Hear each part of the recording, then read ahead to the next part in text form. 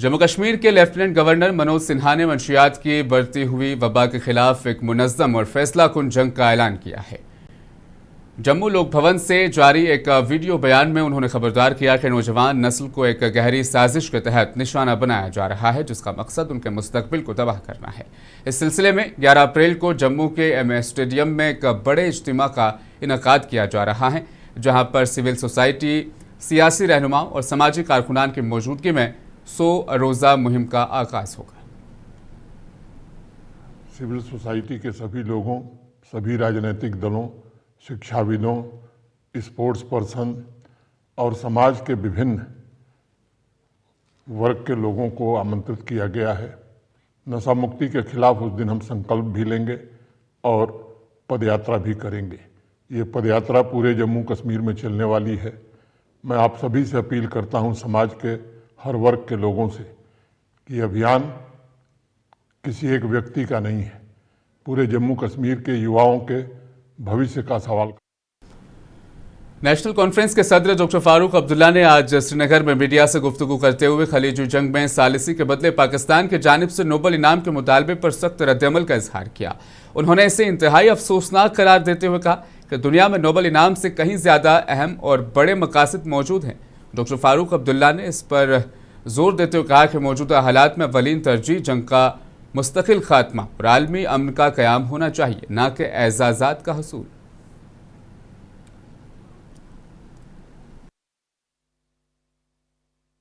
ये अल्लाह का शुक्र करिए कि जंग बंद हो गई है। अल्लाह करे कि जंग आगे भी बंद हो, अमन आए दुनिया में और हम सब इसका फायदा उठा सकें। One doesn't work for Nobel Prize. One works for humanity. Those who demand Nobel Prize, unfortunate.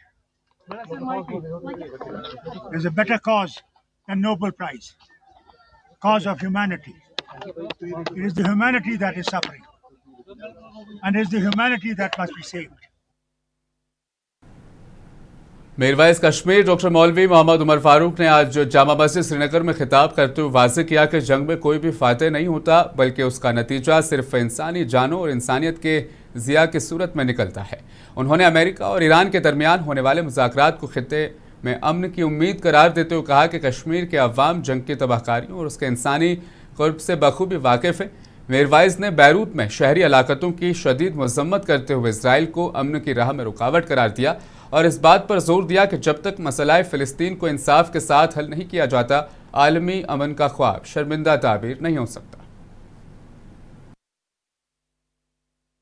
Islamabad कुन, पाकिस्तान कुन, यथ इंतजारस मज कि पगाह यस कत बात गसन वाजिन छे, सारी प्यारान कि तसोदुम तो नाजायज जंग युस ईरानस पे लेबनानस पे मुसल्लत आव करन यह गछ खत्म तो तसादुम बजाय गछ अमन बहार इंशाअल्लाह।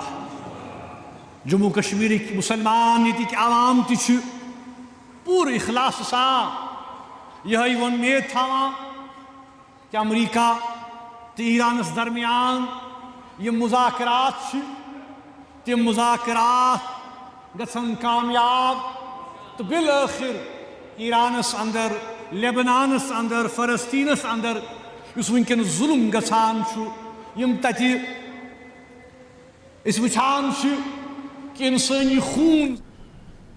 मरदमशुमारी 2027 के हवाले से आज जम्मू के अभिनव थिएटर में एक अहम प्रेस कॉन्फ्रेंस मुनक़िद हुई, जिसका इफ्तिताह चीफ सेक्रेटरी अटल डल्लू ने किया। इजलास में इंकशाफ किया गया कि जम्मू कश्मीर में खानाए शुमारी का पहला मरहला 1 जून से 30 जून 2026 तक जारी रहेगा, जबकि इससे कबल 15 मई से सेल्फ एनुमरेशन यानी खुद शुमारी की सहूलत फराहम की जाएगी। बर्फानी इलाकों में आबादी की गिनती सितंबर 2026 में होगी, जबकि दीगर हिस्सों में यह अमल फरवरी 2027 में मुकम्मल किया जाएगा, ताकि मुस्तकबिल की पॉलिसी साजी को बेहतर बनाया जा सके।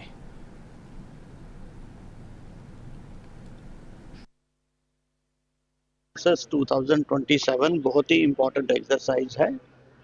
तो इस बारी का सेंसस जो है ये पूरी तरह से डिजिटल होने जा रहा है।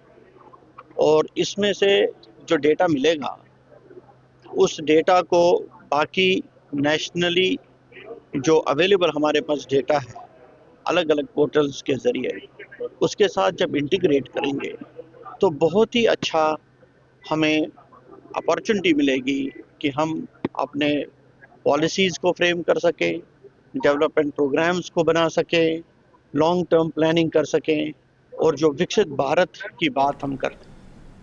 सालाना श्री अमरनाथ यात्रा के लिए रजिस्ट्रेशन का अमल 15 अप्रैल से शुरू होने जा रहा है। इस हवाले से जम्मू कश्मीर के चीफ सेक्रेटरी अटल डल्लू ने जम्मू में मीडिया से बात करते हुए बताया कि इस बार यात्रियों की सहूलत के लिए पहले से कहीं ज्यादा बेहतर और पुख्ता इंतजाम किए गए हैं ताकि अकीदतमंदों को दौरान सफर किसी भी किस्म की परेशानी का सामना न करना पड़े।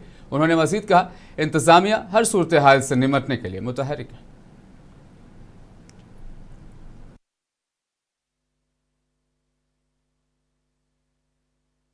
बिल्कुल श्री अमरनाथ जी यात्रा के लिए भी श्री अमरनाथ जी श्राइन बोर्ड और यूटी प्रशासन ये मिलकर काम कर रहे हैं और पूरी सुरक्षा प्रोवाइड की जाएगी।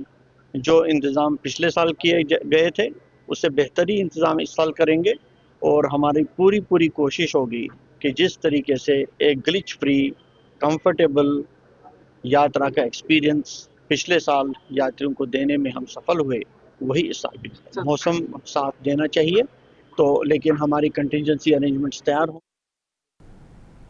Chief agriculture officer Anantnag Shahnawaz Hussain ने जुमेरात के रोज अपनी टीम के हमरा वेरीनाग में वाक़े मेडिसिनल प्लांट नर्सरी का दौरा किया और जारी तरक्याती कामों का तफसीली जायजा लिया। उन्होंने फील्ड अमले से मुलाकात की और मुख्तलिफ मनसूबों की पेशरफ्त के बारे में जानकारी हासिल की। इस मौके पर उन्होंने कहा कि इस तरह के दौरे एक मुसलसल अमल का हिस्सा है जिनका मकसद ज़मीनी सतह पर ज़रूरी सरगर्मियों को मजबूत बनाना, सरकारी स्कीमों के मौसर नफाज को यकीनी बनाना है।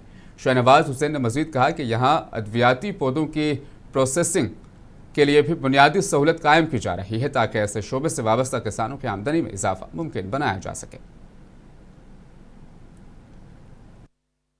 खास करके जो मेडिसिनल एरोमेटिक प्लांट के जो जीन बैंक पे हम यहाँ पे खड़े हुए हैं इस टाइम, तो अगर कोई भी नौजवान इसमें रोजगार चाहता है, ट्रेनिंग चाहता है, डेमोन्स्ट्रेशन चाहता है और इसमें जितनी भी स्कीम्स है उनके बारे में अगर जानना चाहते हैं तो यहाँ पे भी आ सकते हैं और हमारे साथ भी जुड़ के, हमारे जोनल ऑफिस है उनके साथ जुड़ के इन स्कीम्स का फायदा उठा सकते हैं। चलिए, बहुत बहुत शुक्रिया। ये थे chief agriculture officer Anantnag Shahnawaz Hussain जिन्होंने कहा कि महकमा ज़राअत के जो HADP में 29 मरकजी मावनत वाली स्कीमें चल रही है, लोगों को चाहिए कि वो उन स्कीमों का ज्यादा से ज्यादा।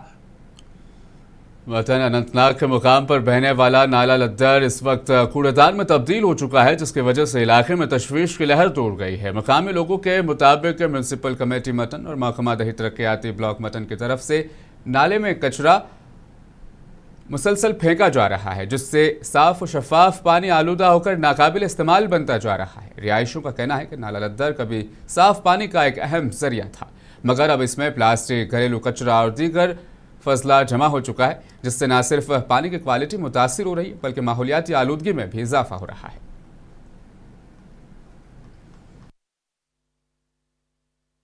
आखिर कब तक अनंतनाग के लोग इस तरह की मुश्किलात से दुचार रहेंगे और बिलखुसूस हम जिला तरक्याती कमिश्नर अनंतनाग डॉक्टर बिलाल मोहिद्दीन से गुजारिश करते हैं कि इस तरह मुतवज्जा हो जाए ताकि एक तो कुदरती रिसोर्स जो पानी है वो साफ और शफाफ रहे और दूसरा जो ये इलाका इस वजह से बीमारियों में मुब्तला हो गया है और यहाँ से गुजरना अब लोगों का दुश्वार हो गया है और इस हवाले से भी म्युनिसिपल कमेटी कोई इकदाम नहीं उठा रहा है। गुजारिश यही रहेगी कि इस तरह जो है ध्यान दिया जाए ताकि लोगों के मुश्किलात जो है उनका हल हो सके।